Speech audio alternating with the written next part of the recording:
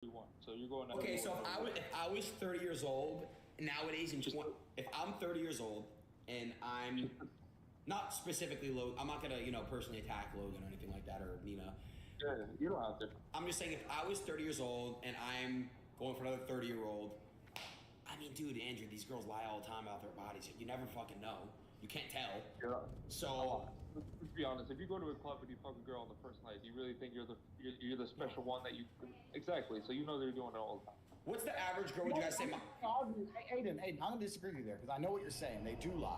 But I also think you can tell. I think that it's easy. It's easy to get like deluded, and it's easy to get led down the garden path, which is an English expression.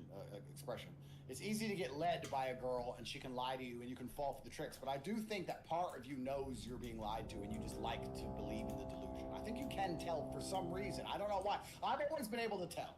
I can just tell. I have like spider senses. I'm just like Andrew. Can you tell by the way she acts, how she treats herself, how the way her behavior is, or do you tell by like if she, in the bedroom, if she like knows what she's doing extra well? Like, how do you really tell her? Like, what's the way to tell? I think it can be a combination of things. But you know what's actually what can be most scary? I think it's a trap a lot of men fall for. Is that sometimes the coolest chicks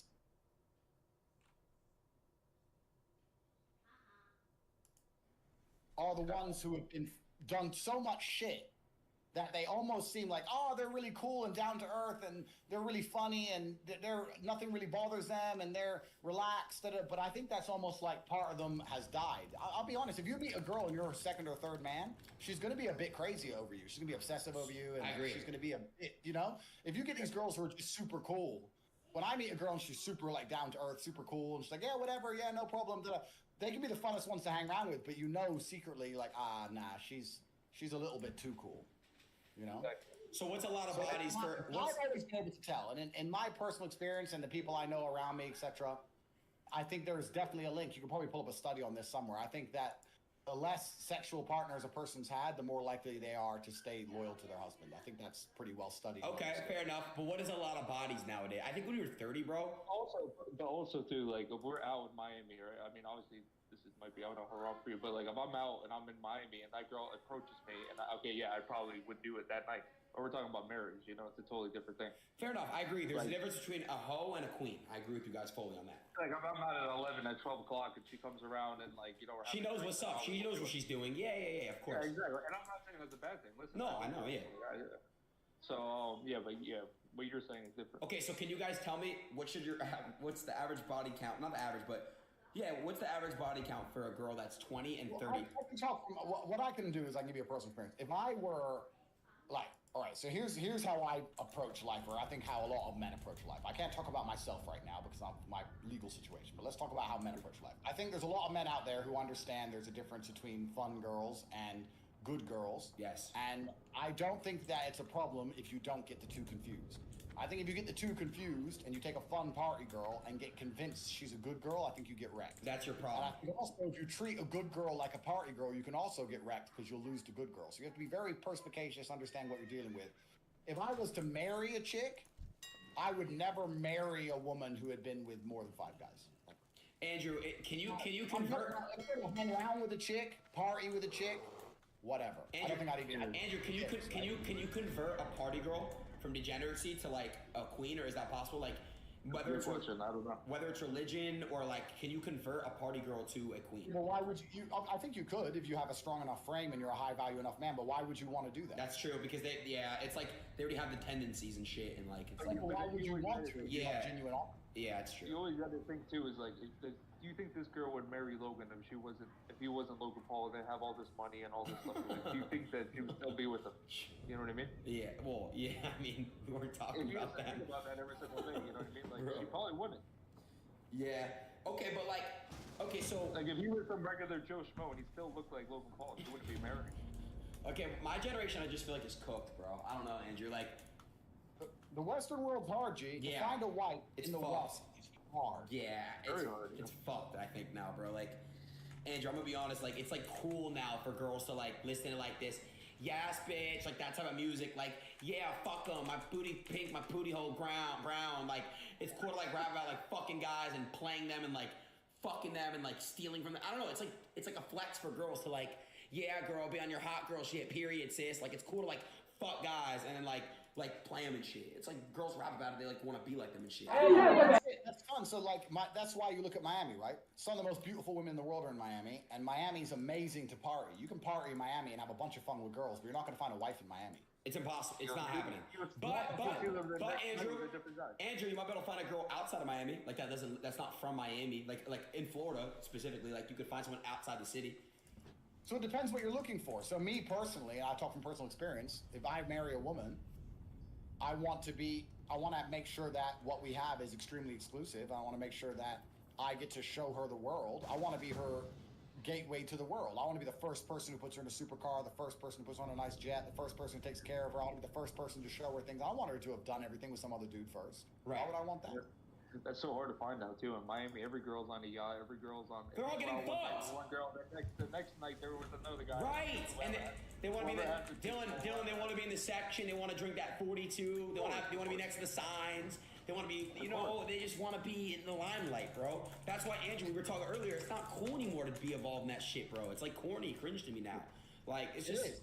It's true, but wives do exist. They're hard to find, but we're not talking about. I mean, we're talking about Logan, but we're not talking about someone he's dating. We're talking about somebody he's dedicated his entire life and his fortune and his future to, and that's a big risk if they've had that much history. I mean, I don't know. I personally wouldn't do it. All my wives have been very few. At 31 years old, she has over 100 bodies. That's tough, and she dated every single celebrity. Like, he's coming. Hard. What do you think, Steve? It's hard. Your voice is so good for this. Yeah, the ooh is perfect. We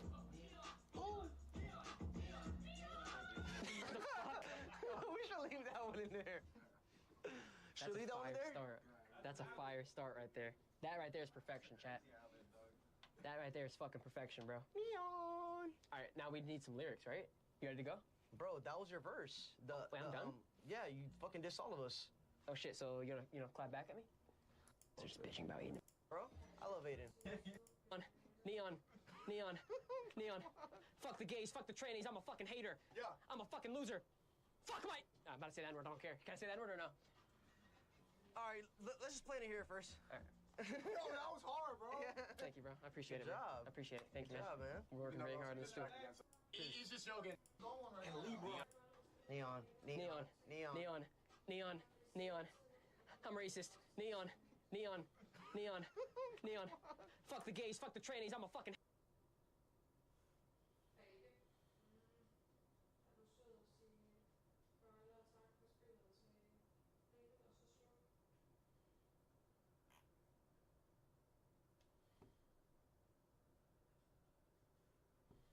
It's gonna take a lot to take me away from you.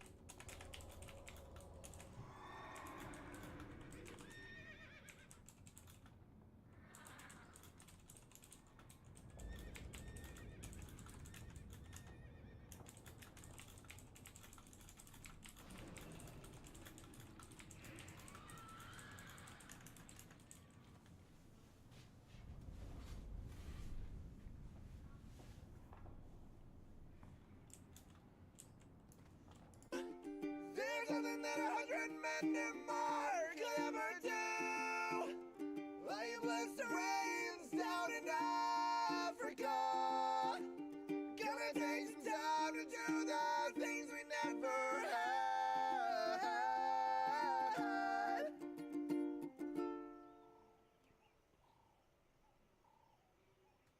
It's gonna take. Can I play you a song? And if you like the song, I get to get your number? Sure. Except for that first night, with two kids under that moonlight. We ate McDonald's at midnight, became the best of friends. I remember our first time in Barcelona. So can I get your phone number? Sure. Can I play you a song? And If you can nail this login quicker than me, you can go home right.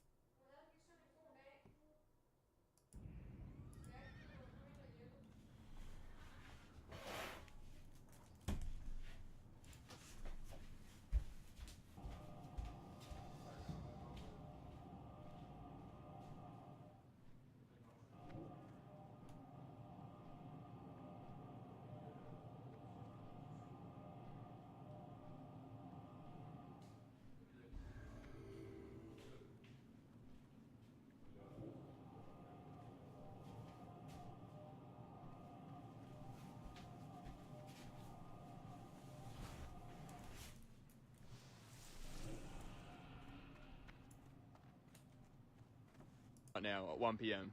3, 2, 1, go.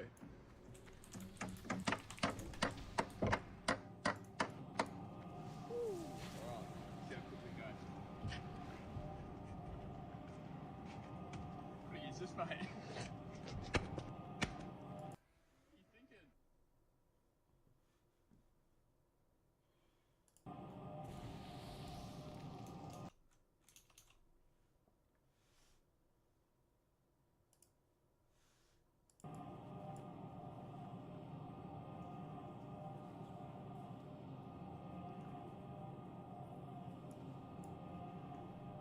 Hvorfor jeg ikke kan lide elbiler, det er fordi, jeg har mødt rigtig mange mennesker, der har elbiler. Du er rigtig flink, men 95% af dem er røvirriterende, fordi de snakker kun omkring, hvor mange penge de sparer på det. Hele tiden det der med, så kan den lade op om natten, der hvor det koster mindst. Så sidder den der fucking graf der og fortæller, hvor vildt deres liv er, mens deres kone er skidegrim, og de bor i et lortehus. Jeg kan slet ikke holde det ud. Er det virkelig det kommer an på? At spare så mange penge som overhovedet muligt? Er det det, der definerer et godt liv, eller hvad? Hvorfor jeg ikke kan lide elbiler, det er fordi,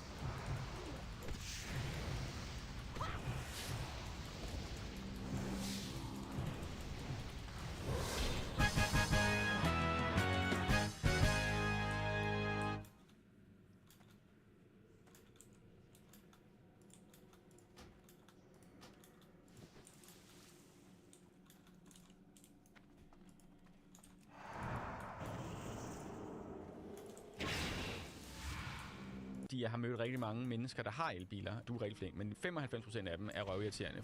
I find it funny when people say measuring these are faster.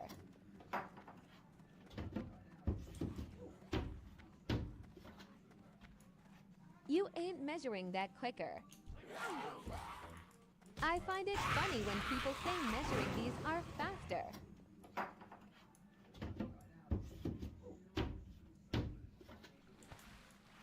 You ain't measuring that quicker.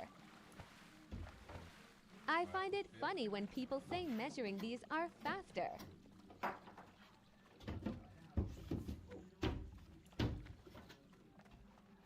You ain't measuring that.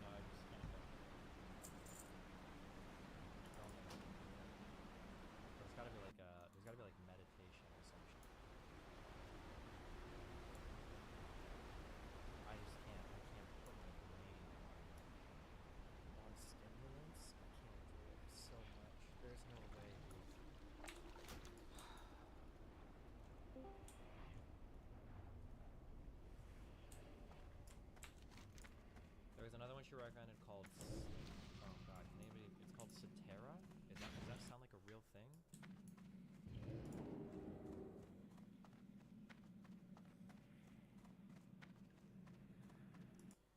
Hello og velkommen til.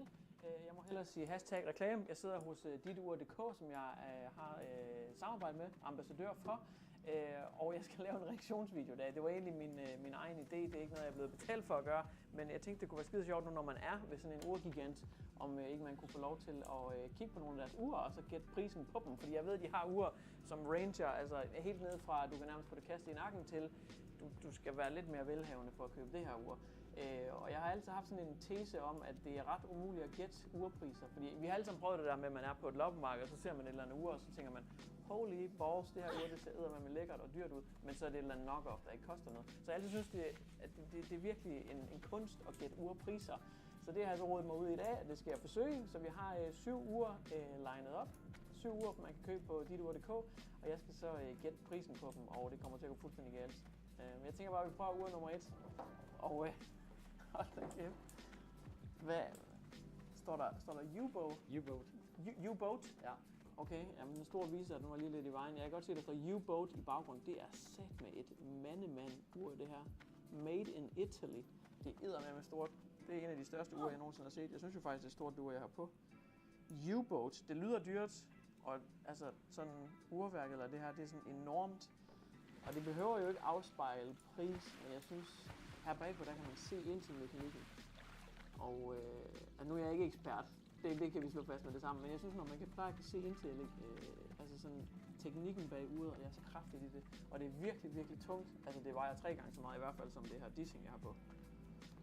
Så jeg tænker, at det er en hissig prisklasse. Jeg synes også det her med, så der står sådan nogle ting, altså det er sådan noget detaljeværk, det må være dyrt det her. Det må være dyrt. Det kan godt være en pris. Jamen, det tror jeg, det er dyrt. Jeg tror 9.000. Jeg tror, det er dyrt. Du har ret, det er dyrt. Det koster 25.000 kroner. Ja. 25.600? Så det er automatisk, og derfor så er urværket også super tungt, det her automatiske absolut. Ja, det er røvtungt. Ja. Det er næsten som at være oppe i fitness. Ja, altså, det er nogen synes, det er for tungt også. Okay. Så hvad? 16.000 ved siden af? Jeg synes, det var rimelig meget ved siden af det. Det må være sådan en... Men jeg havde ret i, det var dyrt. Jeg havde ret i, det var dyrt. Det så mega dyrt ud. Alright. Ur nummer 2. Nå, okay. Der kommer sådan et sæt her. Der kommer i sådan en lille fin taske. Ja, det gør det. Det er det hele, du gætter på her. Så den samlede pris for sættet og remmene, der ligger nede i. Nu kan du lige på at åbne det. Altså, det er ret sikker på, at det er et par briller, jeg åbner her. Nå, okay. Syg præsentation her. Okay. Det er så også meget lækkert. Og det er sådan lidt sådan en olivengrøn skive, et eller andet derinde i. For hvad er det her? Er det fordi, man får flere remme, man kan skifte mellem, eller hvad? Præcis, så man lynhurtigt kan skifte til for eksempel, nu kommer jeg ind i billedet her. For eksempel har jeg en NATO-rem på min ur. Ja. Det er sådan til forskellige lejligheder, eller hvad? Det er så en perfekt kombination, hvis du spørger også mellem uret her, og så kan man lynhurtigt sætte til den. Ja. Okay, jeg tænker ikke umiddelbart, det her det kunne måske godt være lidt bedre, det her. Det er noget gummiværk. Og det her, det tænker jeg heller ikke. Jeg tænker ikke, at remmen er dyr, så det er vel egentlig mest uret. Det er disse ure. Jeg har sådan en del stykker af dem. De plejer at være sådan rimelig skarpe i prisen, så det er ikke voldsomt. Jeg tænker 900. For uret og 2 remme og sættet. Okay, vi skal højere. Du har gættet. Du har gættet. Vi skal højere. Jeg tror, det er sådan en komplet billig samlesæt her. Uret koster normalt 1000, altså isoleret. Så det er faktisk ikke helt det er faktisk ikke helt dumt. Det synes jeg er fair nok. Men det er ægte læder wash roll, som nok i markedsføring kan koste 500-600. Ægte læder? Du har ikke sådan... Ægte læder hvad for noget? Så den her er æsken eller? Den er heller ikke... Wash roll kalder man det faktisk helt klassisk på dansk. Og så har du remmen der i, det koster cirka 500 kroner stykket. Okay. Det er faktisk kvalitets Jeg troede faktisk, det var mega billigt. Og så samlet set får man så hele sættet til 1965. Jeg synes, det er godt bud, fordi du fokuserer meget på uret, og der er du ikke helt... Og der var jeg altså ret tæt på. Okay. Så det synes jeg faktisk er... Hvad hedder det? Det hedder dissing. En unik lancering. Okay. Så kommer der et videoskridt. Okay, det er et studskår. Hvad er studskår? Det er Er det jeres? Nej. Det er et af de mærker, vi producerer. Okay, studskår. Genuine leather, så det er jo et tæl allerede, det står der på remmen, så det er ægte læder. Det er meget letvægt i forhold til jernjern, så han vejer ikke noget. Meget fint med læder, der er en pils mørk blot i skeen. Jeg tænker heller ikke, det skal koste en formue her. Jeg tror faktisk, det er sådan, hvor alle kan være med. Så ja, det er læder og nu kommer der jeg tænker 700. Det synes jeg faktisk er rigtig godt. Det er 600. Hold da kæft, mand. Okay, det er tæt på. Netop lige, hvor der er lavet, hvor alle kan med. Så du sagde rigtig mange af de rigtige ting, og det synes jeg, at det er 12-tal i det der. Så der er ting, der gik lige i hjertet af dig. Noget, som er vigtigt ude er, det er faktisk gerne rigtig lært, at man gerne vil blive af. Ja, det er den også. Det er dejligt. Alright, næste ikke så levende billede. Okay, det her det er som at spille med snedkoder, vil jeg gerne sige. Fordi det her, det har jeg. Og det har du? Det har jeg, det her. Jeg har jo selv valgt nogle uger her fra selskabet, og det her, det var en af dem, jeg fik med første gang. Jeg kan nok ikke huske, men første gang, der var det en af de uger, jeg fik med. Det er et Jaguar-ur, vidste jeg, uden at kigge på det. Uden at kigge for meget på det i hvert fald. Og det er det dyreste ur, jeg ejer.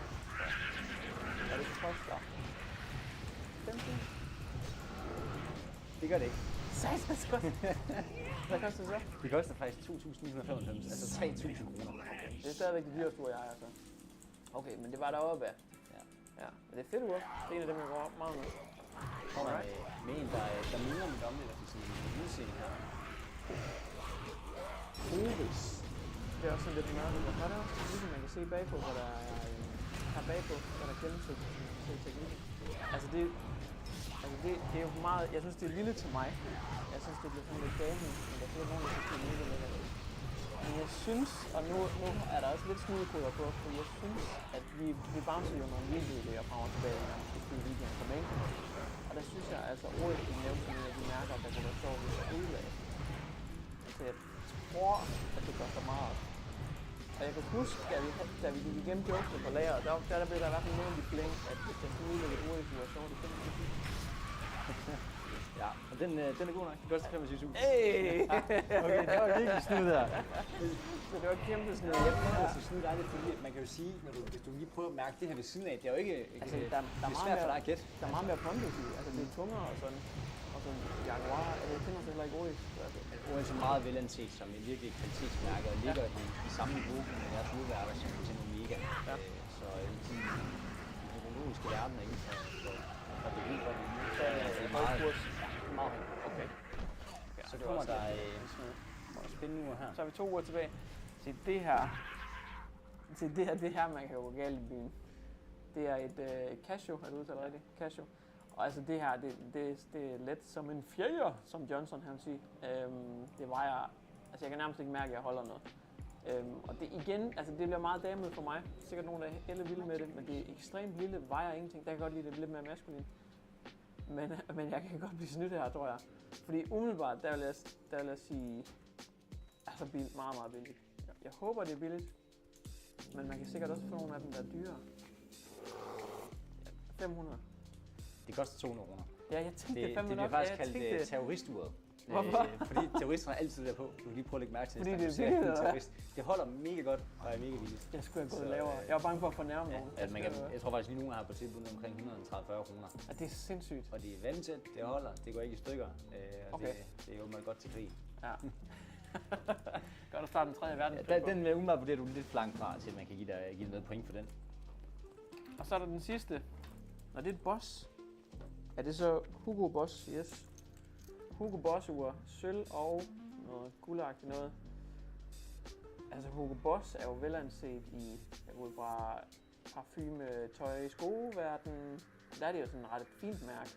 Og ure er vel generelt billigere end tøj. Og nok også parfumer, selvom parfumer kan være dyre. Så hvis det skal være dyrt i urverdenen, så er vi jo deroppe af.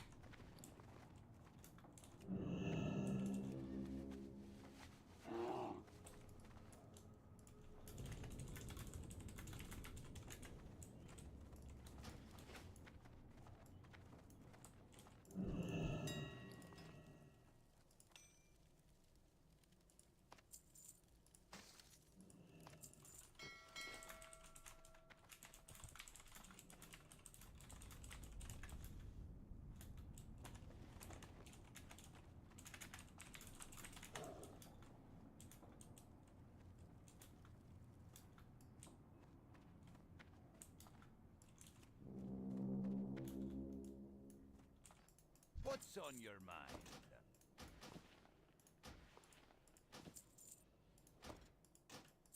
Off with you.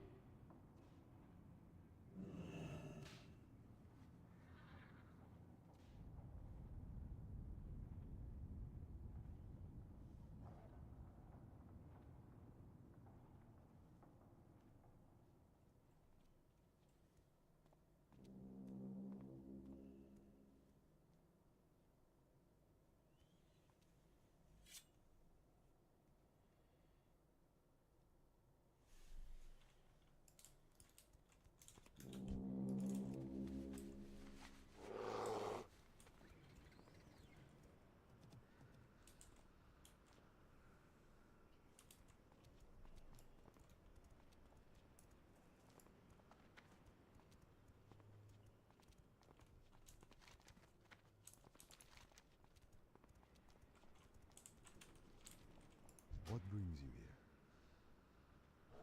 Till next week.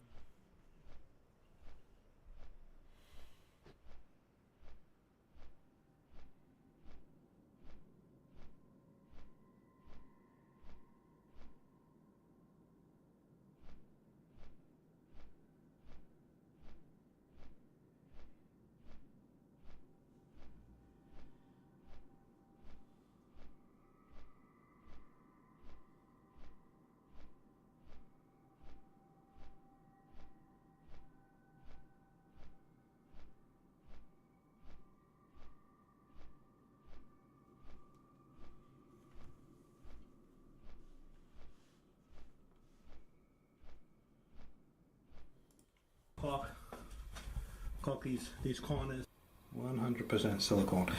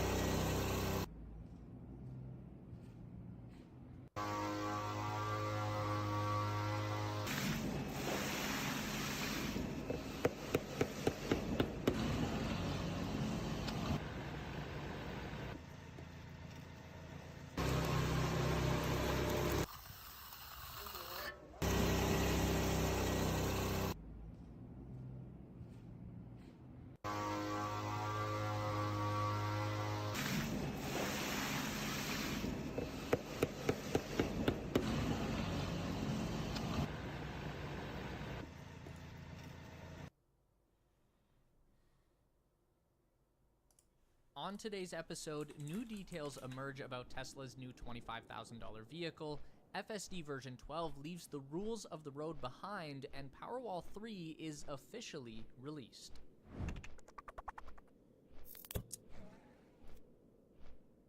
A wild amount of new details has just surfaced regarding Tesla's newest vehicle platform, and it seems like the $25,000 Tesla car is going to be way more important to the company's future than previously thought.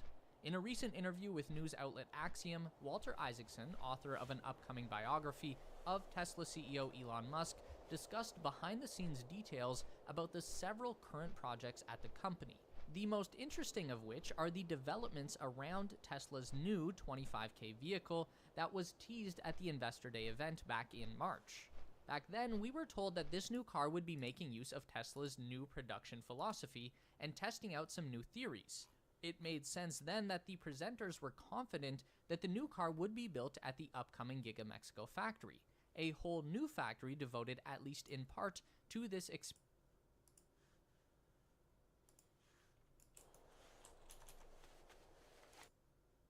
Nautical homicide is now a crime in Italy.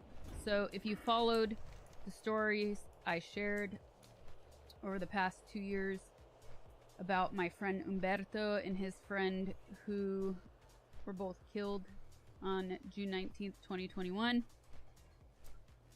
by two drunk German tourists, one of which who was a major manager and a CEO in some regions of Lenovo, who, by the way, never apologized. Anyways. It's not going to change the outcome for them. They are living life free and not in jail. So while it doesn't change anything for those douchebags,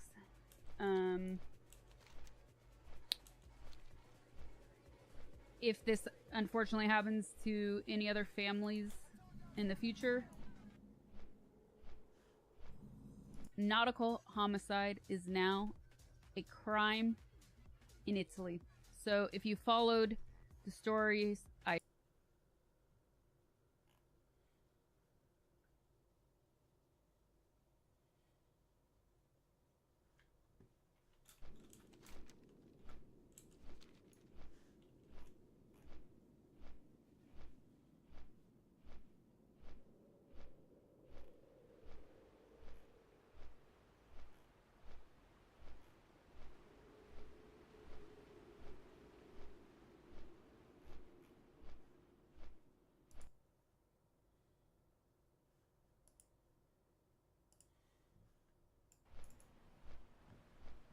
Please reach out to Ethan. His server is shaking their boots at y'all will talk. Listen, if Ethan ever wants to chat, I'll do it, but I don't want to, like, one, it seems a little weird to impose myself because Ethan knows that me and Hassan are mortal enemies. I'm not going to do to Ethan what Hassan did to, like, me and Trihex. That's fucking weird, right? If Ethan wants to have a conversation about any of these topics, and I won't even shit on Hassan the whole time we talk. If he wants to talk about any of these things, like, I think he knows he can DM me. He's always welcome to do that. But I'm not about to try to, like, insert myself there to, like, break him and Hassan up or, like, cause fights or any shit like that. That's fucking cringe.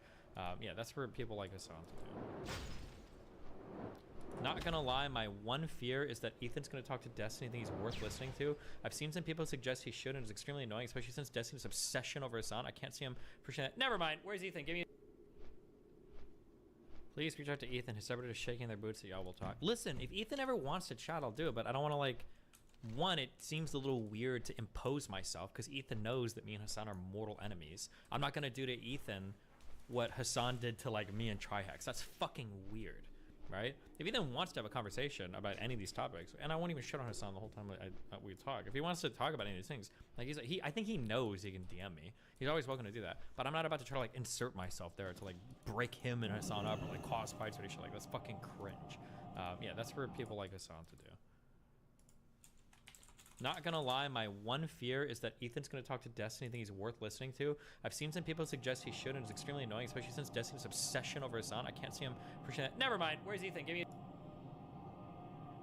Please reach out to Ethan. His server is shaking their boots at y'all will talk. Listen, if Ethan ever wants to chat, I'll do it, but I don't want to, like, one, it seems a little weird.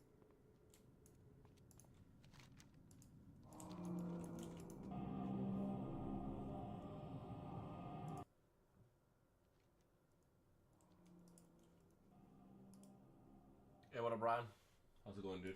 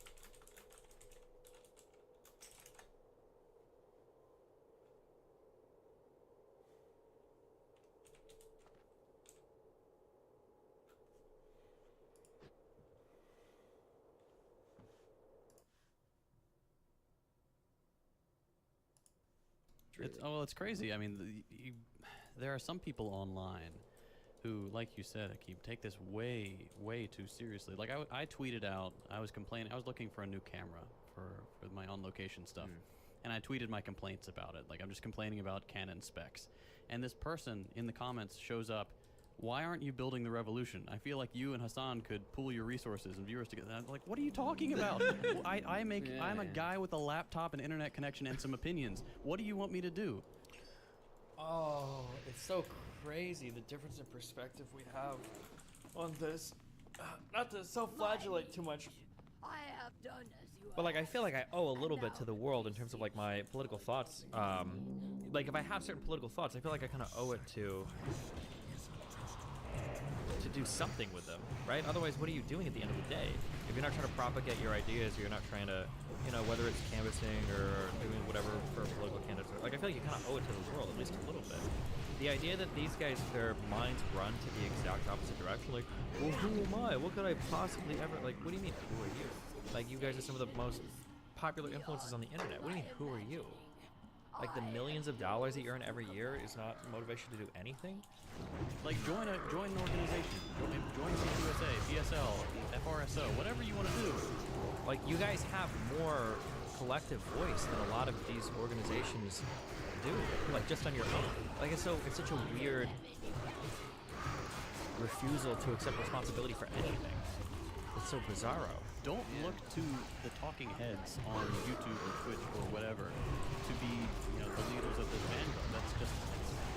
So who is?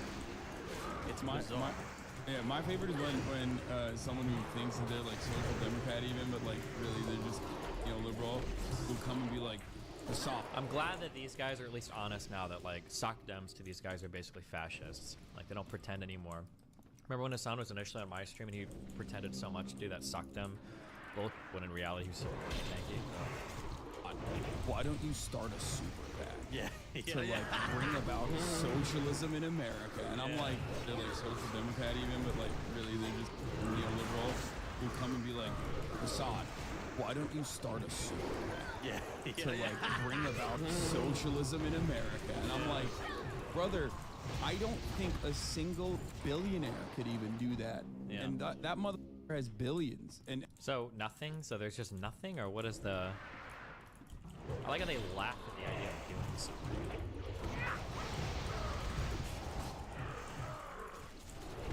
And so much power. Because for every billionaire that would be like, I want to bring about my own demise and destroy the way that I've been able to, you know, accumulate capital, right? For every billionaire that would even hypothetically do that, which would never happen, it's laughable.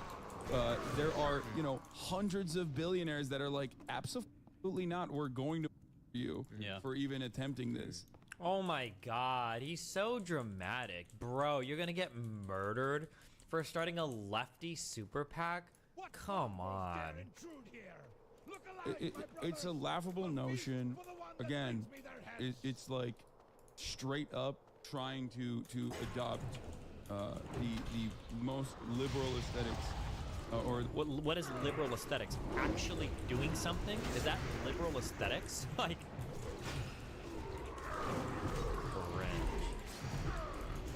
the most liberal solutions and completely misunderstanding how any of this stuff works. The wild thing I watched randomly. I usually like watch the clips. I rarely watch live because time zones.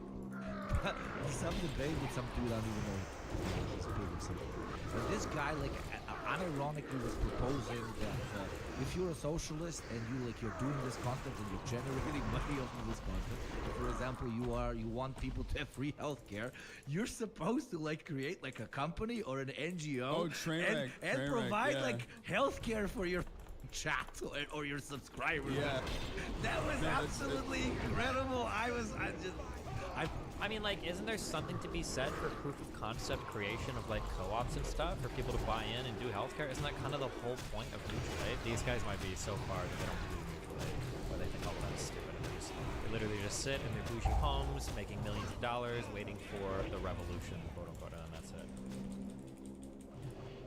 I love that.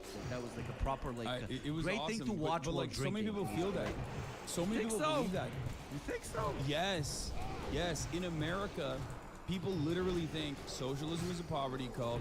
People straight up think if you're socialist, you need to like literally live this life of austerity, and every single dollar that you generate cannot go to like any kind He of. still can't even give the basic version of the other argument. He gives the most strawman version ever. The reason why he does this, when you give the most strawman version ever, it's because you know you're wrong.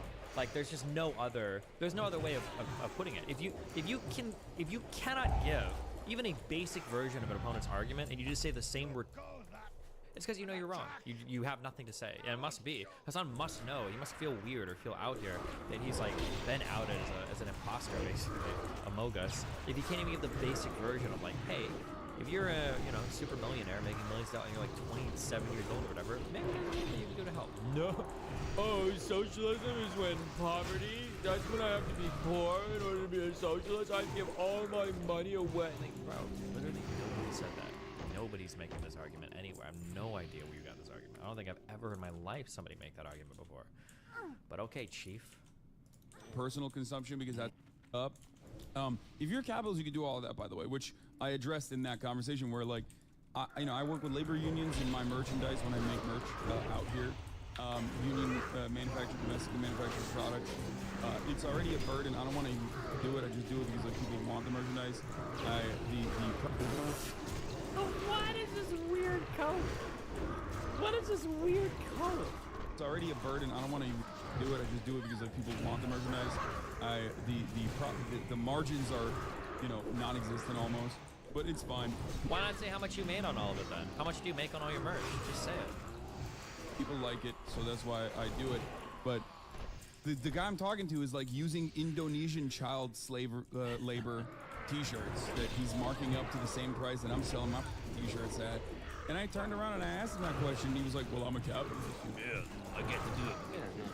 It's a ridiculous point to try to basically to say that, hey, you shouldn't be allowed any enjoyment under capitalism because those are quote-unquote the fruits of capitalism. As a socialist, your, I guess, ideological outlook should be the fact that, you should sleep underneath the bridge. It's crazy. I mean, there are some people online. It's such an unbelievable. I don't know anything about this Hakeem guy, what his lifestyle is, but it's so funny that you've got three leftists. The optics of this, I don't know if any other political movement could survive such horrible optics. On one end, you've got, Twitch darling superstar millionaire, hyper-capitalist, hyper-superstar, flying in private jets to Burning Man, wearing $2,000 outfits with a ring on every single finger left as Hassan Piker, okay? Flying back and forth from his $4 million West Hollywood house, okay? Then you've got Second Thought, who literally runs an alternative channel where they test drive supercars. Where somebody link this guy's other channel. We are in a very fast and oh no, it's gotta be this guy. It's gotta be this guy. It's gotta be this guy. So far today, we are in a McLaren 570S. Very, very excited. I have never been in a McLaren. Neither have I. This is my first time I've ever even set foot in a McLaren. It's the first time I've ever sat down in one or been in one or touched one. It gets obscene. It's just so funny that these are the people that you have representing your socialist movement, while simultaneously telling you guys, what do you expect us to do? You really expect us to do anything? We can't do anything. Am I the only one confused by the irony of a channel heavily dedicated or devoted to class struggle and climate crisis awareness making a channel about testing or test driving wildly expensive and extremely wasteful vehicles? Either way, we've had a lot of fun making this new show. Oh, yeah.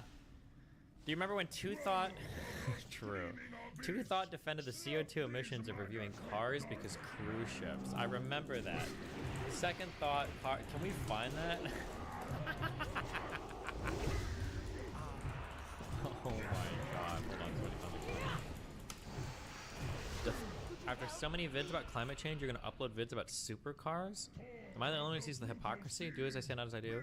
Don't be ignorant. The 6 biggest cruise ships produce more emissions than every car on the road. Focus your anger where it counts.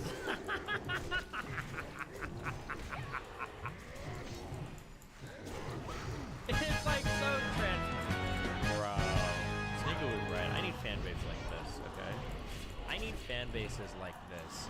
Don't be ignorant. The 3 biggest Bitcoin collapses in the world cost more wealth than every NFT on the internet. Focus your anger where it counts, guys. Buy my NFTs. You're creating, and that already one of the concluding questions we can go into that you add with a few others. There's literally no shot this is actually true, right? I don't think so. I'm pretty sure cars are one of the biggest emitters of carbon dioxide in the world. I think it's 1/3 of all greenhouse gases come from cars. I thought. You have to go back and double check on that. Answered before I even asked them, and making my job extremely difficult here with you. But not that's I guess the biggest fear of what we do to an extent. People are saying not 1/3, but it's higher. Is that when we create this and people consume this, does that increase their anti-capitalist fervor, or does it indirectly placate it? Because they sat down today, they watched this video, they listened to the stream, they read that blog article or whatever type of content that you're creating, and that already gives them enough of a feeling, a gut feeling that for today I've done quote unquote my part for the ideas that I would like to espouse into the world and to manifest into material basis, etc. So it's kind of a scary question to ask ourselves, because we actively encourage activism, education, organization, and so on from one perspective, from one side of the coin, but then from the other side of the coin, similar to literally bourgeois elections, you feel you only go once every 4 years. You put in that little tablet, good one, hamster hawk, or the thing, the paper in the box, and it gives you the sense that I've done my part for my community for the next 4 years. The scary question is, do we, to a certain extent, by creating the stuff that we do, contribute to a very similar problem? And the only it's not really even a question, because you subjectively can answer this, blah blah blah, but only time will tell if there is any actual material contribution that comes that goes towards the movement, the ideology of our poster making, or if it's quite unintentionally, to an extent, reactionary. There needs You to get be what I name mean? tags, please. No, I totally understand it. You're saying you're asking if we are also playing a role in sedating the masses, exactly, despite our best efforts to instill class consciousness, because people think that it is a revolutionary act to consume a piece of content that or even read theory, I guess, which would be the more advanced version of this. And I don't know, I would categorize it not even as theory, but as just entertainment, really.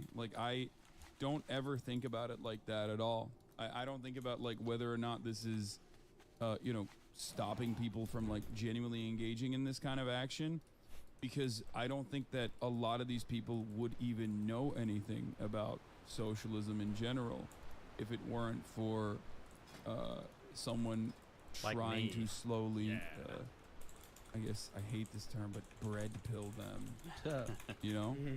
So for me, like I said, it's not that serious in my from where I'm standing. I talk about so much dumb over the course of 10 hours, depending on what part of the broadcast you're tuning into. I'm playing horror games, and you know what I mean. I don't live my life as though every single moment and every single point of my output is supposed to be socialist Jesus, Of course. I think that it's important to have fun. Again, and it's so boring. They don't actually their boyfriend because they didn't experience other men. You know what I mean? So maybe that could be a problem too if she hasn't been with anyone else. So her whole phase is done. I agree. Yeah, her whole phase. That whole phase, it doesn't exist. It does. All right. It does. If you had a whole phase, you're a disgusting whore burning in hell forever. That's not normal. Stop telling people it's normal to have a whole phase. What the fuck is wrong with you? You Dumb literally bitches. tried to fuck We're surrounded by dumb bitches, dumb cunts. Whole phase is normal. Ladies, young ladies especially, it's not normal to have a whole phase. These dude. What if I'm having my horror face? You know, some girls don't go through a horror phase. They're just better humans than you guys. Cheat on you. They're gonna cheat. Cheat on you. No, they're just good. I'm not saying a whole phase is good. I'm not saying every girl's done it. I'm not saying I've done it. You guys talk like it's a college that they go to. This horror phase. Men have whole phases. Like Yeah, but men are different from women. So no, it's not.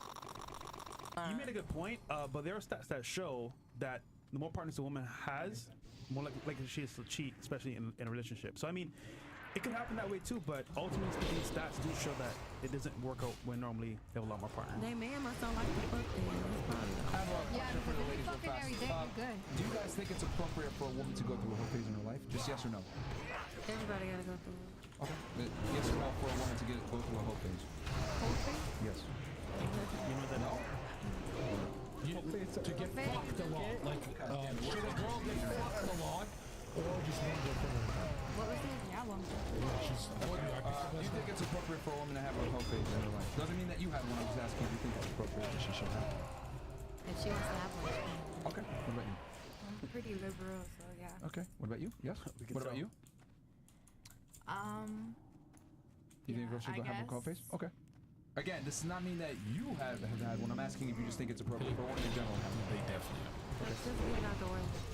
Obviously, they gotta experience. So why not experience it? What about you? 100%. Okay. Yeah. Wait, why, Myron? Why do they gotta experience big black cock 30 phases? I'm going to go somewhere with this. What about you? I feel like it's different levels of whole phases. Yes. Okay. Well, yeah, what's So how about this? Let's go into a situation. All right, we're gonna go. I want all of you ladies to imagine, okay? You meet your dream man.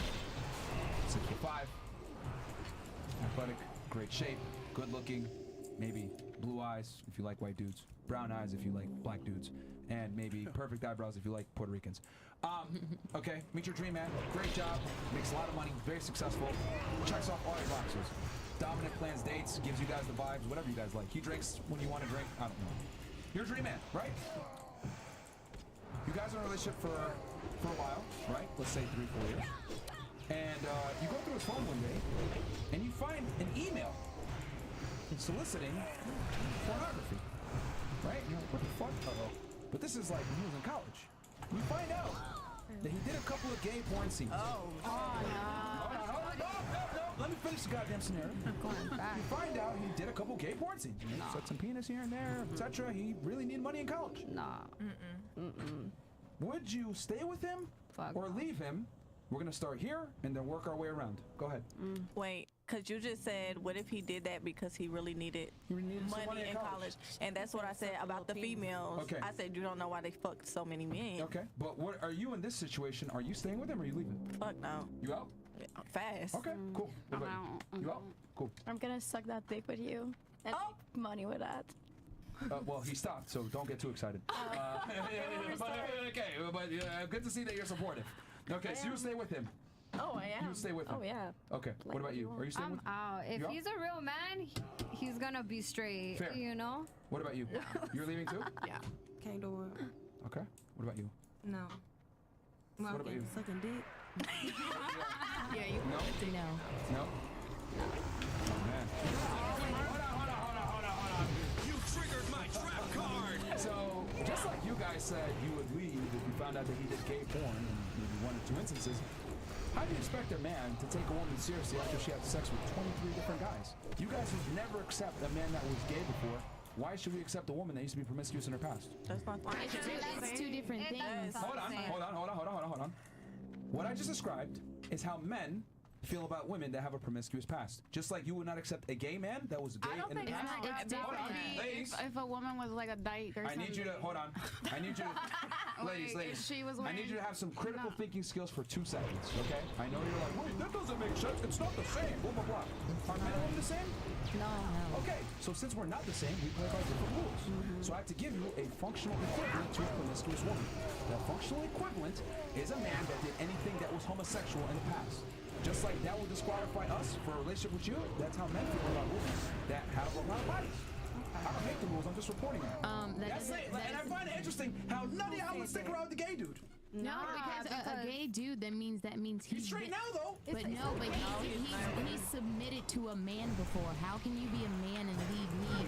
Meanwhile, I can find a video of you on your knees. Okay, well, how about this? You submitted to 23 other niggas before me. How can I take you seriously? Is it all lying? Because I don't know your age, the fact that it doesn't really matter. Women don't care about body count. They don't. That's true. Because think about it. Like you probably have men to women, same age, men will usually have a way higher body count than women. What do you mean not true? Women are more promiscuous now than ever before. Every time men are now women don't. Anything. Yeah, literally. You guys are opportunists. Are you? Hold on. How many of the ladies here on the table are virgins? Okay. Now, if I took a bunch of guys, 1 in 3 men right now is a virgin or hasn't had sex in a year. Lie. That's a legitimate. Oh, well, I go 6, 8, 9, 10 months between having sex all the time. So that's fantastic, nothing. but you choose when you have sex. Men don't. Destroy. Let me ask you this. Hold on.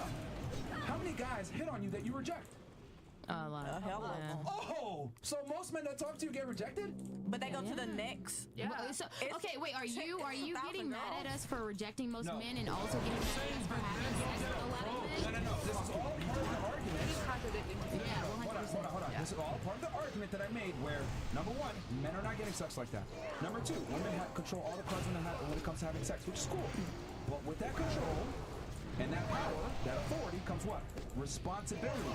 Just like that dude can choose to suck dick and make some money on the side for college, and y'all wouldn't accept it. A man, right, is gonna want a woman that takes that authority seriously and has some responsibility. I just find it interesting how y'all would never accept a man that did any gay porn in the past. Look, but you expect us to accept women that's promiscuous. A girl can stop being a hoe, but a nigga would never not. Yeah, no, you can't stop being gay. If you did it once, you'll do it again. It just depends if you get put in that position. By that logic, you can't stop being a hoe. If you were a hoe before, you can do it again. It's true. It depends on the person and then what they bring out of you. I just find it, do y'all not just see the logic flaw here? Y'all expect us to accept girls that are hoes, but you would never accept a gay. Or sorry, a guy that was once or did homosexual acts. He's not even gay, he did homosexual acts. I think if you do homosexual acts, you're gay. Yeah, 100%. And by your logic, if you did slutty shit in the past, you're still a slut now. Yeah. By your logic. Destroy. That means you're a That's slut your logic. right now. Are you a slut? Be a slut for your man. Do you like when a girl? He's right. Every girl is a slut. Every girl in this podcast is a slut. Just Admit because it. she had sex Own with it. You're a slut if you're talking. You're a slut if you're Just because she had sex with 23 men doesn't mean she's a slut. She could have been in a relationship for 3, 4, 6, 8 months with 23 different men. Just because he sucked 23 dicks doesn't mean he's gay. Yeah, it's like you suck one dick, you're gay. If you're a man, you suck one dick, you're gay. You're bisexual. Yes, if you suck one dick, you're a fucking. You're bisexual. Yo, literally, y'all should watch this podcast back and see how crazy you guys fucking sound. Like, yo, this is what I'm trying to say. When I say women don't think logically and rationally, I literally gave you the functional equivalent. You guys would not accept It's not a functional equivalent. It's in your head functional equivalent, but it's not. But what It should happens be when a girl if sleep with a girl? What happens if you sleep with a girl? This is like Felix. Go ahead. We'll go over after. You know what? Let's see how good your logic is. What's the functional equivalent then, if I'm correct? It should be a man sleeping with 23 men. Like, if you want to be with a man that sleeps, a man that sleeps with 23 women, you know? It's the exact same thing. You're trying to give one example and an entirely different example. You have to make it equal. I'm gonna show you right now why you're incompetent when it comes to debating. What's easier to have sex? A man having sex with a bunch of women or a woman having sex with a bunch of dudes? Man having sex with a bunch of dudes. It's easier, right? Yeah. So how can you compare a woman having sex to a man having sex when it's far easier for a woman to have sex? Exactly. No, you can still compare. It doesn't matter. Your body count is your body count, you know? So you think a woman's body count is equivalent to a man's body count? No, women's usually tend to be lower. No. I'm saying lower. You think a woman having 23 bodies is equivalent to a man having 23 bodies? Yes. You are human with 23 bodies. Did you not just say you are human with 23 bodies? But did you not just say a second ago that it is easier for women to get sex than for men? Yes, that's true. Therefore, they're not the same. It's not the same at all. Different value. Hold on, okay. You're a successful entrepreneur. It's harder for a man to have sex, yes, but it doesn't take away the fact that... You're a successful entrepreneur, right? You are a 6-figure earner, right? Yes. By your logic, that means someone that makes $50K brings as much value to the marketplace as you do making 6 figures. No, because it's two different numbers.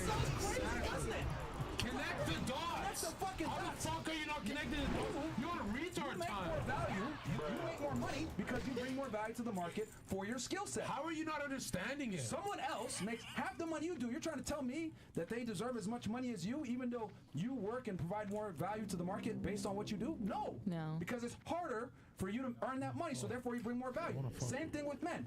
Men that get a lot of sex are not the same as women that get a lot of sex. She's still Men not have a lot getting of it. sex. Look, I understand what you're saying. But then how are you arguing? It looks like she's learning. I'm not arguing.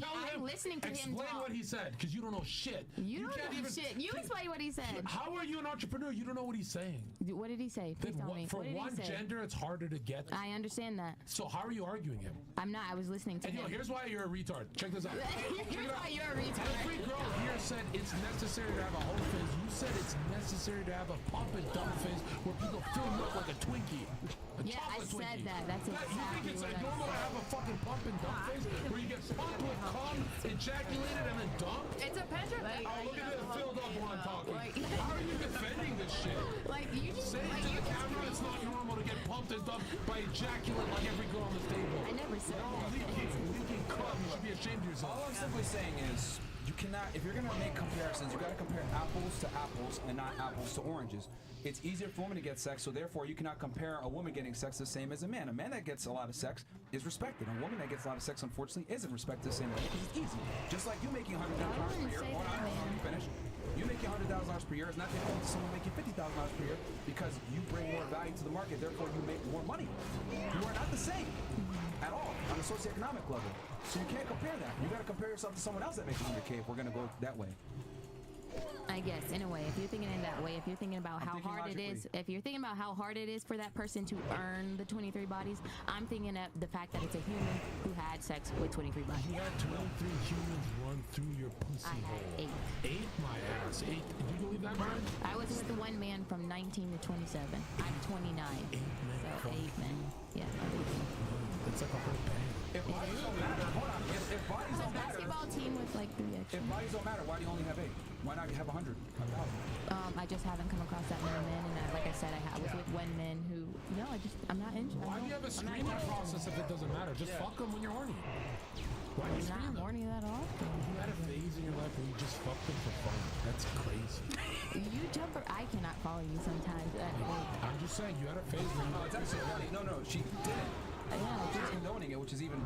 Oh, you didn't have. I did not. I think everyone should be able to do whatever they want to do with their body without judgment. Really? Like you get Even a one life, child you never molester? know when you're. Who's going to talk Hold on, by that logic, what about the guys that play video games and don't go to the gym, etc.? You shouldn't judge them. Give them a date. They can do whatever they want, even if they're killing themselves. I mean, I'll talk about the workplace specifically. Well, yeah, in the workplace as well. You're in big, agreement, no? That's a huge difference. We spend 80% of our adult lives in the workplace. This is the most important And I place believe for it should be political regulated. organization. Listen, we seem to have a disagreement about like greed.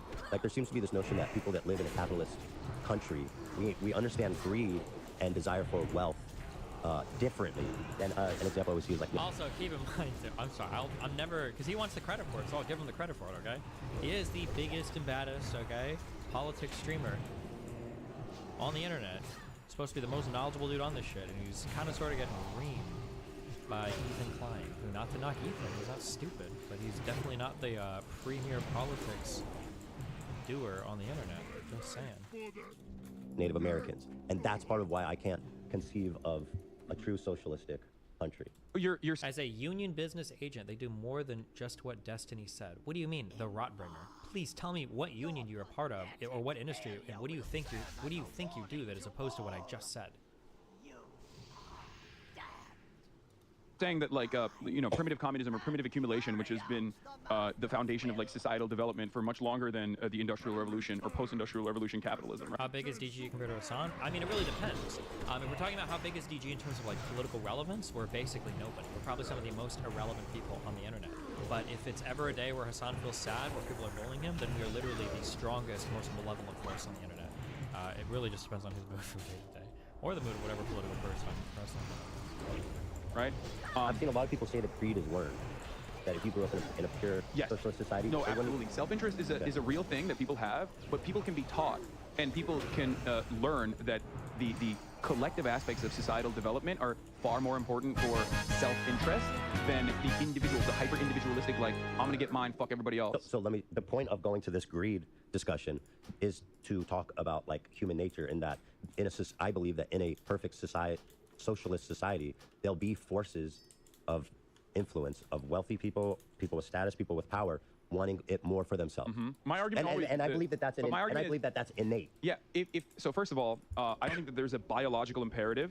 I think that, like I said, what's the self-interest can be, if you have resource hoarding and greed. Yes. So how is accumulating lots of money different than resource gathering or accumulation? I will describe it to you. A society that heightens collectivist understandings, okay, as a consequence of it being directly tied to our, at this point, our means of production and how we understand it, how we generate commodities, is going to have the exact opposite opinion on collectivism versus hyper-individualism in the way that you see it under capitalism. More people will have a collective understanding that, like, we are in this together and that we're working side by side. Most, not all. Then yes, you're right. And the reality is that there will still be people who are self-interested, people who will still want to utilize the existing constructs, the existing hierarchies to their immediate advantage at the cost of others. But my point is that if that is an inevitability, which I agree, because there will be people who are sociopathic, criminals, charlatans, the lumpen pros and whatnot, okay? That will always exist. But even if that exists in the and I'm being very realistic about this, wouldn't it be better to have more mechanisms of control in the form of democracy and ensure a world in which everyone has more autonomy in a place where they spend 80% of their lives on? It would be. So yeah, then we're in agreement. There's a rubber band, you know, it's pulling us, the center of gravity is social democracy. Capitalism, socialism, and the rubber band's pulling us in both directions towards the center. That's what I believe. Okay. And my point always is that while marginal incremental reform in social democracies were made when there was actually a counterforce in the form of communists, trade unionists, anarchists, and the like, okay, they have been thoroughly eviscerated both in this country and in Europe as well, which is precisely the reason why you see Europe following the American attitude with its own conditions getting worse and worse year over year. If you're willing to at least acknowledge that there are going to be innately, just as a product of the human condition, people that are born greedy with a desire to want to hoard resources. I don't know why you're afraid to say greedy. They're hoarding resources. If you're willing to admit that they're going to be bad people, then that's okay for me, because there was some takes I saw that pretended like that. Don't have a conversation with people on Reddit who also themselves will probably change their ideas. There's people are very rigid, especially under the guise of anonymity online. It's not reflective of the actual conversation that you could be having that's productive. Okay, good. I'm glad you hear that. But so let's move on. I fall into this trap too. I yell at fucking people in my chat all the time because I sometimes lose sight of like sarcasm and I can't get an accurate assessment because I don't know where you're coming from. Really bad. Okay. But I want to continue this. If you go to pee, I'm fucking everyone's a communist after this. I'm just letting you know. It's okay. You can. While you're peeing, I'm just gonna. Maybe we should both go so you don't get the advantage. No, I'm gonna get. You don't the need advantage. to pee. You always pee before me. No, I'm holding it in. No, I don't need to pee. There's no shot. You don't need to pee. Yeah. I'm not taking a pause. Oh God. Not. You want me to mute his mic? That's fucked up. I'm reading the comments. Nope, I have control. I have control. There you go. The comments now. Oh no. I think this has been a relatively productive conversation. I mean, God knows what people will do to pick this apart, because every single time we have conversations, it's very frustrating that like there is a secondary market, like a cottage industry of people who will like pick apart every detail and make these like grand assertions off of it, which is very frustrating because it's like I guess if you're from one of these communities out there, and there's plenty of them, there's so many people that make videos, right? I mean, how we do it. I mean, like, bro, you're doing a public podcast on the internet. Yeah, people are gonna react to your shit. You do it too. Why do you watch Ben Shapiro? Why do you watch Andrew Tate? Yes, this is what we do. Hello.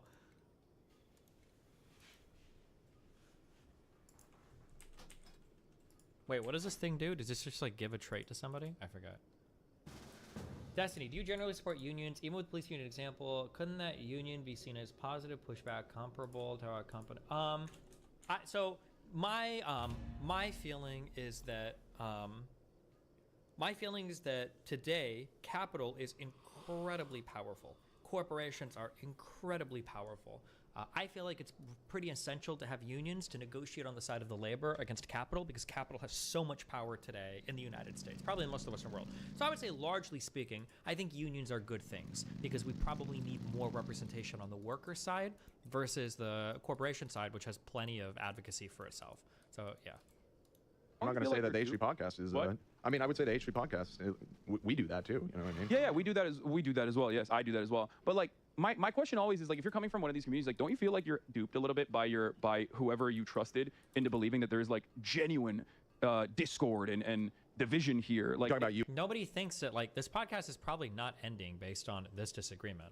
Didn't I say that? Like, you would be pretty unhinged to think that they're gonna like shut their podcast down over this. It's just funny to watch the premier political streamer on the internet like be so utterly fucking clueless defending the ideology that he spent like so many years simping for against, no offense, but against Ethan Klein. That's just very funny. You and Ethan yeah, having like a falling out. Or even, well, people didn't attack you as much. Surprisingly, it was more so me, even though you and him had a big disagreement as far as well, nobody gives a shit about me. I mean, come on. It was odd. I don't know, because you have a lot of differing opinions as well, but for some reason you weren't getting criticized as much. It's almost like people are more self-interested in certain directions. It's almost like people have different expectations for people depending on how they sell themselves on the internet. Like, what? Like, do you think he's saying something insightful or profound there? But I think there's definitely an element of that. People definitely have it out for you. And also, I think I saved myself a little bit by being at the beginning. I don't know if you caught how much of that conversation you caught, but I was very reluctant to engage in that conversation. And so, you know, anything that I said was kind of tinged with the fact that like Dan doesn't even really want to be here. So I guess maybe that softened people's anger. I'm sure people did get angry about it, but frankly, I was stressed about it afterwards just because like I don't know, I don't like being the center of attention, and so I stayed off of social media all weekend. I just didn't look at it. Yeah, Ethan just said they were glazing me up. Well, I'm sure some people were, but yeah, they were saying Queen Dan, Wan. They were saying Wan. Yeah. You know, maybe I'll take this as an opportunity to drop a little bit of knowledge I don't think I've ever actually shared on the show. But, knowledge. My one side of my family was actually I am descended from a bunch of like hardcore Bolsheviks in the Russian Revolution. I knew it. Fuck, dude, that's right. We were actually trying to draw this out of you, dude. You're fucking done, son. My last name Sverdlov is a bastardization of Sverdlov, who was one of Lenin's like lieutenants in the revolution. You don't want me to find this out? Sure you want this to go out? I mean, I'm kidding. we're talking like great uncle or something here. You know, it's not really directly connected. Your family's proletarian violence and his contributions have been noted, man. Yeah. We're Czars here. How dare you? sorry. I didn't want me to piss off the whites. So I know. I always see this picture and I'm always like, dude, he seems a little too comfortable in that outfit. But like, he's just feeling that. It was a Halloween costume. It was a Halloween costume. I'm not a weirdo. Thank you. Okay. Red scare. Yeah. Red scare. Red scare. Okay, so I want to move on to some more practical topics, but before we do that, I want to say, I think this is a great conversation. I agree. And anyone that's mad, you're wrong. Anyone who's upset right now about this conversation, you're wrong. This is a good conversation we're having. You know, people get heated, but I've been keeping an eye on the chat, and I think a lot of people have found this really interesting. Okay, good. Yeah. The last time was a little jading, but I wasn't going to stop me. But anyway, also I want to emphasize that we agree on so much, like literally 95%. In the practical application, in the short term, we are in agreement 100% of the way. If you like Bernie Sanders, then you're good with me. That's my opinion, because Americans do not have any class consciousness, and you have to build that. There are certainly differing opinions, like people who believe in accelerationism or whatever, but I truly think that America will only accelerate towards barbarism as it has, and not necessarily socialism, without any kind of without people believing that like they have any kind of autonomy in the workplace, any kind of means of collective bargaining in the workplace. Okay, so anyway, my point is, if you're angry, you're being silly right now. This is good. This is a good conversation. And on my part, again, I'm pretty, ignorant. So this is good for me to kind of. I think you undersell yourself. I think you are, more importantly than anyone else. Ignorance is one thing, but you're very curious and you're charitable when you want to learn things. And I think that is truly important, as opposed to being like, I've made up my mind. This is good. I mean, obviously there's still hangups. Yeah. But that's always going to happen. It's just this kind of dogma is too powerful. Everyone has their own journey. The fact that we have like over 30,000 people watching like a really analytical, kind of nuanced debate about this. Yeah, socialism and social democracy is pretty. Yeah, I'm happy to see that. And like Hassan said earlier, I mean, I think there's been a massive key change in this country in the last decade, largely thanks to Bernie Sanders. But I would even go further back and say like the Occupy stuff and the financial crisis is when it really started to creep into Bernie Sanders probably did drive a bit of it. That's to be fair. To be fair, he did. Consciousness, but like I can't imagine having this conversation when I was like a teenager. You know what I mean? Yeah. Like it would be a non-starter in this country. And well, we're both radical, by the way, as we're saying. Yes, yourself in the eyes of the broader American public I would be considered radical by compared to someone like myself. Yeah. Yes, people will go, oh, he seems reasonable, which I personally love. I think that's a fucking great thing. I don't think because the more insane I look, the more sane you look. And in the short term, what you're advocating for is unironically a good thing, which is why I also. You look crazy for once. I look sane for once. No, but that's my point. That's why I also. We're working in the same. That's why I also try to engage in movement building in the other direction as well. Whenever there's like because there's plenty of people who fucking hate me on to the left of me who have like radical, Maoist third worldist opinions or whatever the fuck. But I never give that any kind of light or any kind of attention or dunk on it because I feel like, yeah, they look crazy or whatever. Who gives a shit? Ultimately, if they are working in their own way to erode the power that capital has, then you're good in my book. And that even extends to social democrats to the right of me as well. So just to summarize my point before we move on, it's essentially this. I believe social democracy can address all the issues that socialism attempts to address, and also offers a more realistic and a proposition for an organization of society. That's it. But let's move on. It is a 12:20. I should just point out. I don't know how much we've been going for about 2 hours here. You need to bail. That's fine. But I have more questions. Okay, what do you have? I'm down to keep talking. Can I just point this out real quick? You sent this a moment ago. Yeah, my dad got that. Ladies and gentlemen, we got him. Every time. Every time. Every time. One of my To parents. be fair, Perdukatons has gotten me as well in the past. Yeah, but this was my parents. Every time we do a clickbait title, they go, "Dan left. AB died. AB's dead. AB's dead. What? Yes. And in the role of a lifetime, Gary. All right, let's talk about some like realistic or not realistic. Let's talk about some actual applications of socialism today. Oh, God. I don't want to understand it. So let's look at China. So I know China's done a lot of good for the massive amount of its populace. They uplifted them out of poverty. They gave them access to health and housing, and on the whole, the improved literacy rates. Yeah, everything. Rapid urbanization, rapid development. Exactly. The quality of life of the average Chinese person is absolutely catastrophically improved. Catastrophically improved? Now That's you tell interesting me what when I you said, ask but you, okay. is Seems pretty radical for you to even admit that, in my opinion. But okay. Well, hold on. I've never denied that. Okay. But my question is you: is China socialist or not? Because you always say China isn't a socialist country. I think China, if you ask them, is a transitional socialist state. Do I think that it has certain socialist characteristics? Who would say Absolutely. that in China?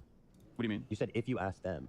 The CCP, the government, the CCP. Oh, okay. That's like That's their their thing. main thing is that this is like They say we're socialism transitional? with Chinese characteristics. We are a transitional socialist state. Every communist party will always say that they are Transitioning. trying to implement a transitional socialist state. Yeah. Obviously, that socialism has to be adjusted to the material conditions and the needs that the people have.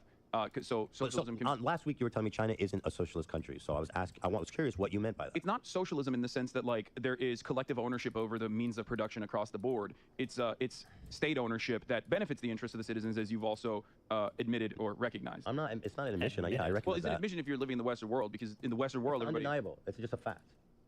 Yeah, but people will use. Here comes Well, I'm not one of those people. I'm not one of those people. You know what I mean? Okay. So, well, okay. Do you So want- here's do you want what I'll clarity say on about my Taiwan, here's what I'll statements? hold on. We'll get to that. Before we get to- okay. Here's what I'll say about China. China's economy was extreme. Okay, this is boring. I think they're fun times. Okay. Well, I'm glad I got to share these moments with you. It was super fun. My flight leaves at 7. I still have some like packing I need to do. It's like 6, or what is it? It's 3:30. Today we're covering 10 beginner mistakes to avoid when installing vinyl plank flooring.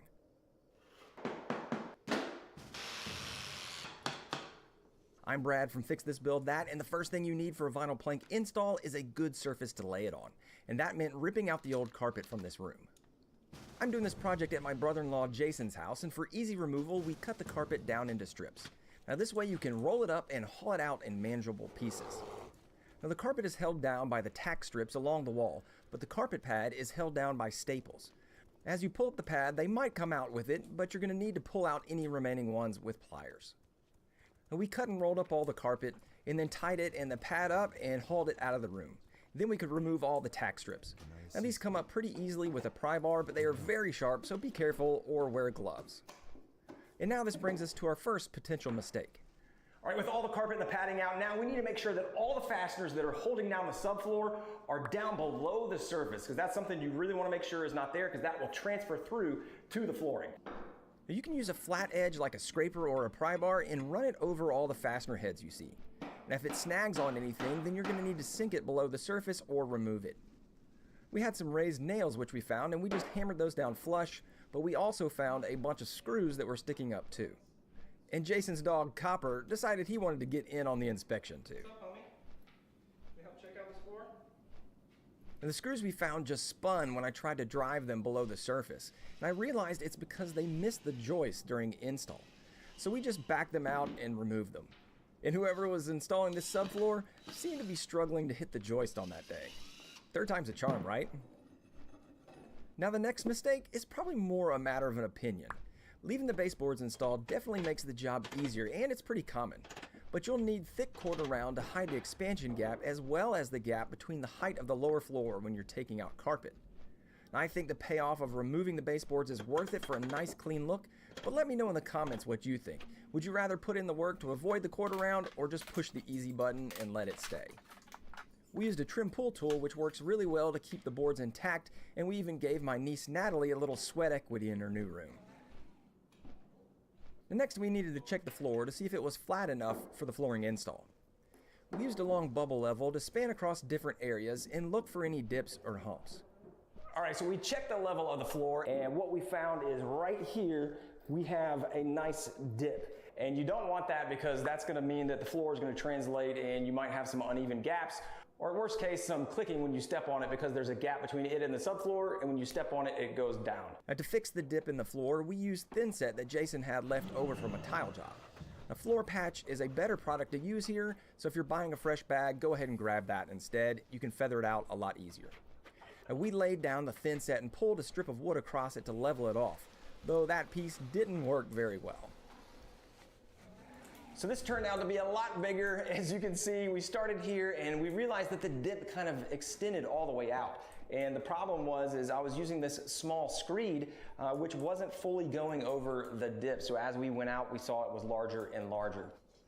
With the floor totally prepped, we could start install. And since we were starting at the corner where the door is, we needed to set up our transition now. We're using a T-molding transition that snaps into a metal channel. I marked the U-channel to fit the doorway, and Jason cut it to size with a hacksaw while I cut the carpet and padding back out of the way. Now, there were some tack strips that went into the hallway, so we used the multi-tool to cut those off. And then I could install the U-channel, but not before an unannounced inspection by Copper. Now, apparently things looked good, so I set the channel in place and screwed it down to the subfloor. And this leads us to mistake number 4, not undercutting the door jambs and trim. With the U-channel in place, I could tell how far I needed to cut the trim down. I used the multi-tool and a piece of scrap flooring to cut it flush. If you don't undercut the trim, you'll have to scribe the flooring around that trim and use caulk to cover any gaps that you might have.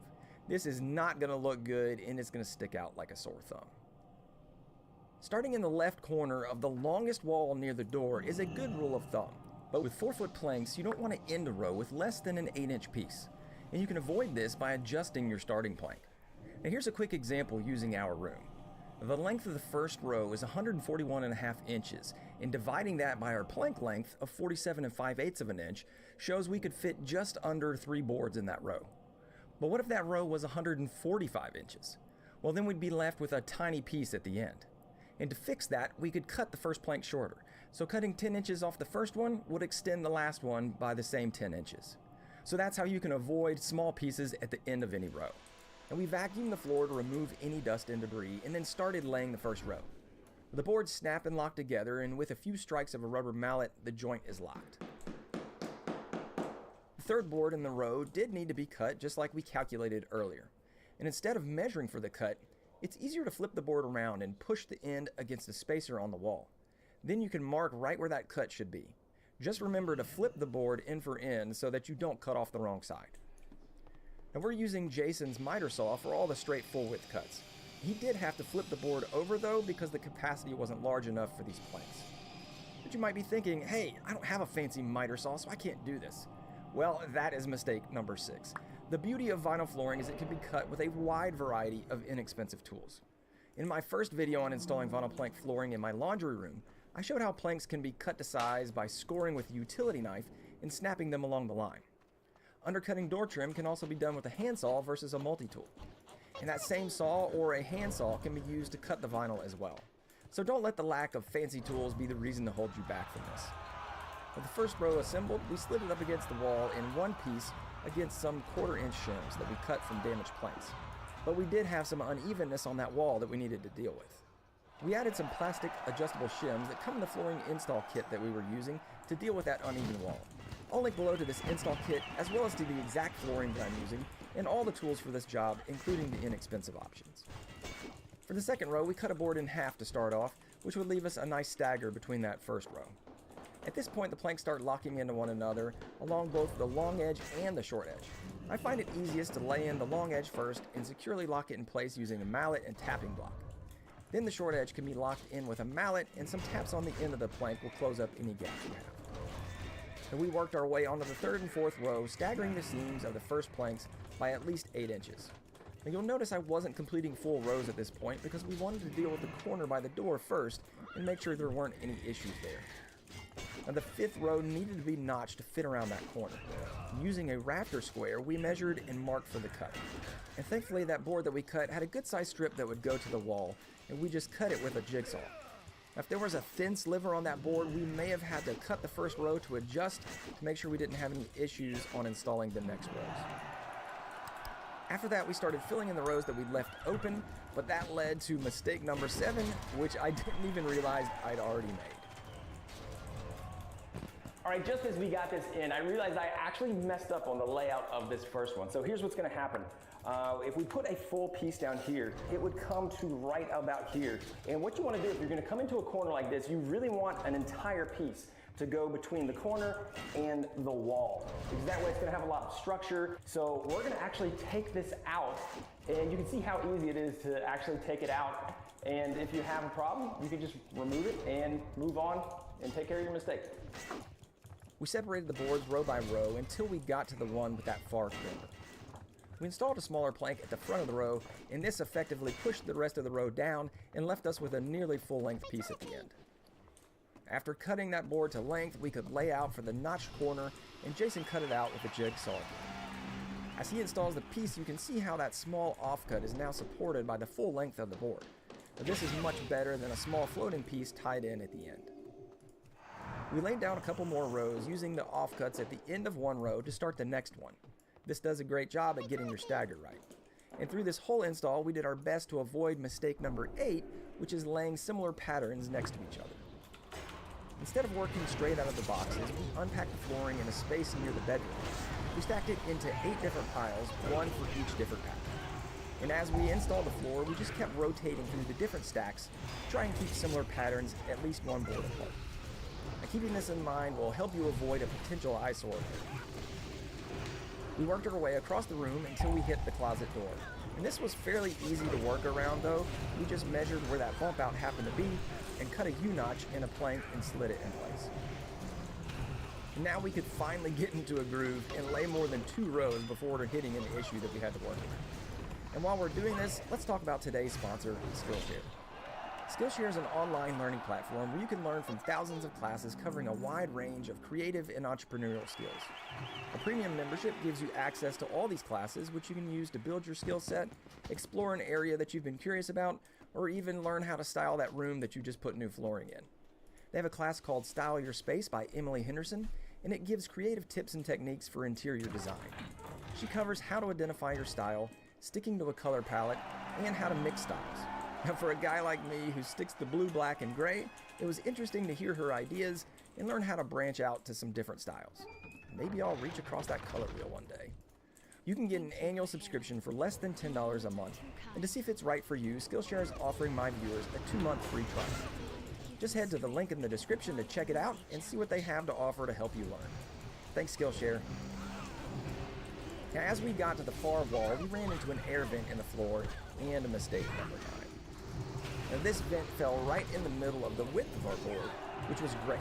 If it had have overlapped a long edge, we really couldn't have helped that. But what we really want to do here is adjust where it hits along the length of the board. So we cut and installed a plank before the vent so that we'd have at least 8 inches before the vent when we started that new plank. We used a carpenter square in a right angle to transfer the location of the vent where we needed to cut on the board. And keeping the cutout away from that short edge helps keep the integrity of the locking system intact, and it also just looks better in my opinion. We made the cutout using the multi-tool. This could also be done by drilling a starter hole and using a jigsaw or a pull saw. After the cut, the vent fit right in place, and Jason actually replaced that later with a nice nickel finished color. And for the final row of this bump out, we need to cut the planks down to some narrow strips to fit. We did this using the jigsaw again, riding up against a T-square that we had clamped down to the board.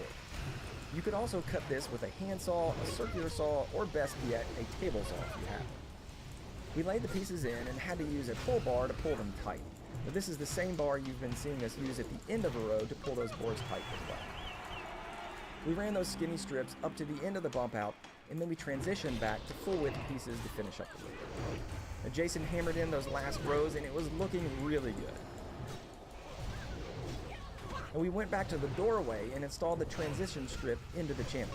Now, even though the vinyl plank was a little bit lower than the carpet in the hallway, the transition worked perfectly and held it tight in that U-shape. The biggest question I got from my last video was why I didn't use any underlayment, just like I did in here.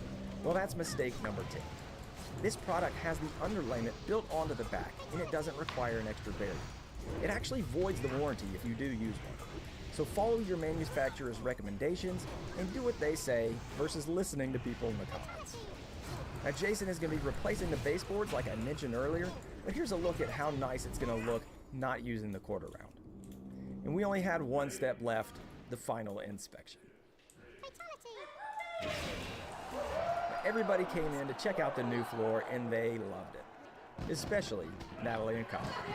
Hey, if you want to see some other My Flooring videos, I got a playlist queued up for you right there. I've done some other installs you might like. If you're not subscribed to the channel, go ahead and do that if I earned it. And until next time, get out there and build something else. Well, that's fine. Take this time to consider your past deeds. Fatality! If you're installing vinyl plank flooring for the first time, knowing how to make the right cuts is a key to a successful install. I'm going to show you how to make all the cuts that you'll need to get it right and the tools that you need to do it from DIY to pro. So let's go ahead and jump into the cuts. And the ones that I'm going to show you are cutting the length, cutting the width, doing notches on corners, on sides, cutting curves, and cutting holes. And that's everything that you're going to need for your successful install. The cut that you're going to be making the most is cutting a plank to length. And that's because at the end of every row, you're going to have a little spot that is going to be smaller than a full-length plank. So an easy way to do that is to go ahead and use a tape measure. You can go and look at there. I've got 13 3/4 here, but remember, look at the manufacturer's recommendations for gap that you need for expansion. This one says 1/4 inch, so I would go 13 1/2 versus 13 3/4. So I could easily measure that and mark that, but there's an easier way to do that. I'm just going to take the plank, put it in the orientation that I'm going to have it installed, and then flip it around end for end. Now what I can do is butt it up against my wall, then I'm going to back it off 1/4 inch for that expansion joint. Now all I have to do is mark right where the underlying plank is, and that's my cut. Now the most basic way to make the cut is just with a utility knife or a box cutter. So I've got this marked, and now I can use a straight edge. I have carpenter square here. A 6-inch carpenter square is going to be too small for this specific piece because it's 8 inches. So I'm going to use a 12-inch one. And I can line the carpenter square up on my mark. When you're holding this, you want to hold it at the top so that the carpenter square will not slip on you. But the other important thing is make sure you're not cutting right on top of the flooring you just installed. What I like to do is take a little offcut, and you can put that underneath it. And that way, when you're scoring your line, the razor blade's going to come off, and it's going to hit the scrap, and it's not going to hit your brand new floor and mess it up. And a tip, don't go back over it, because if you go back over it, it could stray, and then you're going to have a cut that's not as nice. If you use a tapping block, that is a great thing to get leverage with. So I can feel underneath, I can feel the score line. I'm going to put the tapping block right across there, and it just gives it support across that break line. Put some pressure on it. Now I can just pull up, and it breaks right along that line. So it's a nice clean snap. Sometimes you'll have this that'll stay attached, and you just can score that with the razor blade as well. But now I can flip it back around, and it fits right in place. That piece was about 13 inches, so I had a nice leverage to be able to pull up. Let's say that I had just a 4-inch piece to make. So if I had a little 4-inch line here, and the problem is as it gets smaller, it gets harder to break. Because now I've only got this. If the piece is longer, I've got a nice little arm, lever arm to pull up on it. But on this little piece, I'm gonna try to break this. I can't quite do it because I need a little bit longer there. The way that I've done this in the past, I've used a miter saw. Miter saws work great for this. They are very messy though. But you could use a circular saw, you could use a hand saw, you could use a jigsaw, you can use a lot of different methods to do this. But there is one different technique that you can use, a laminate tile cutter. Now I'm going to show you one that I got. I bought it off Amazon for about $100. I'll have a link down below in the description to it, as well as all the other tools that I'm using here. And so this is a 13-inch siding and laminate cutter. And basically, it has just got a big long lever arm that is attached to a blade You put the piece in and you just chop it down, just guillotine style, and it will come right off. The beauty of this is that you can go as small of a cut as you want. Now, what I've noticed is it does leave the backing attached most of the time, but you look, that's like a 3/4 inch cut there. And then all you have to do is separate that backing with your razor blade, and then you have it. So if we compare this cut that I just made right here, you can see this nice, super crisp, clean line versus this one that I made with the snapping, and especially on the back. You can see it's kind of all tore up here. It's a little bit jagged. Not a huge big deal because most of this is going to be covered, but you definitely do get a cleaner line when you're using the vinyl plank cutter. Another cool thing about this cutter is that if you have angled cuts, it makes those pretty easy as well. So it could be something to consider if you have a really big job to do, or if you're going to be doing a lot of jobs on your own for friends and family or different rooms in your house. And the next cut is cutting planks to width. Now, you're not going to have to do this very often. You probably have to do it at the beginning of the install and the end, and then if you have any juts out in the room, you might have to do that as well. So what we need to do is cut the board down the length. And so this one, you can't really do that with a box cutter. And the reason is what I showed earlier is the leverage. So we could score a line, but then snapping it would be very difficult. And I tried that, and it didn't go so well. Now you can use a handsaw, something like this that comes with a miter box or any other type of handsaw, but I don't think that that's a really great option because the teeth are really fine. And if you can see what I'm doing here, when you're cutting, it's going to take a really long time, especially if you have a long wall that you're doing this for and have to cut 3 or 4 planks, it's going to take you a while to do. So if you have a really tight budget, you can use a handsaw, but a much better option is to use a circular saw or a jigsaw. This is a cordless model here. This will work fine as well, and really you can use any blade, so you don't have to worry about any of that. One thing that I like to do is get it out of the room you're installing in so you're not making all that dust. I like to come down to my workshop and do it, or you could set it up outside as well. I also use a piece of 1-inch rigid foam insulation as a backer, so that way I can put it on my bench here and not worry about cutting into the bench. Now when you put this in place, you do want to clamp it down so it's not going to move, and also you want to make sure that the blade is set to just a bit below the thickness of the actual piece there.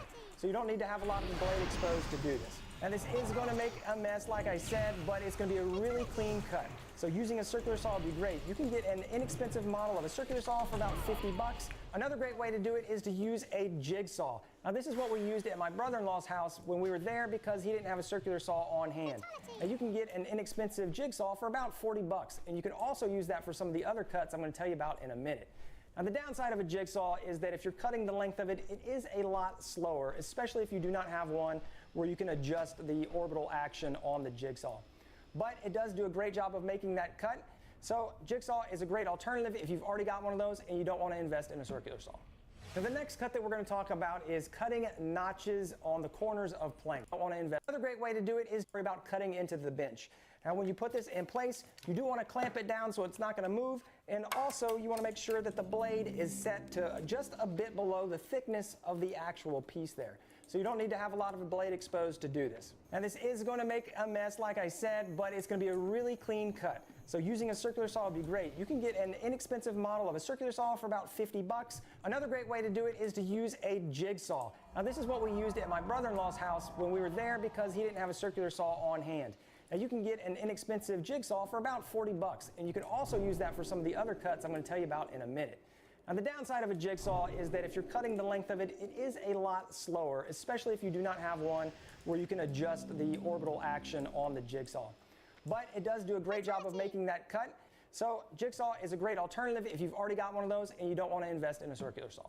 Now the next cut that we're going to talk about is cutting notches on the corners of planks. And basically you'll have to do this anytime you have a bump.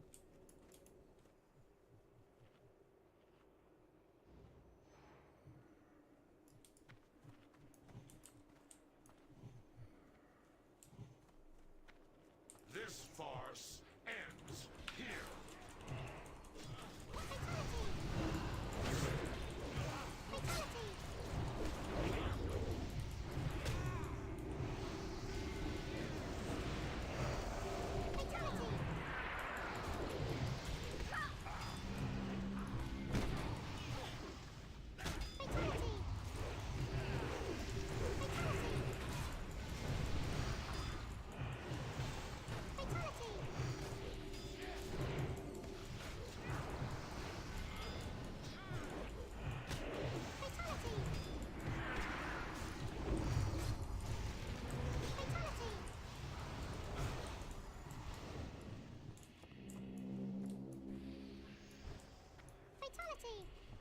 My rotting flesh was just getting in the way.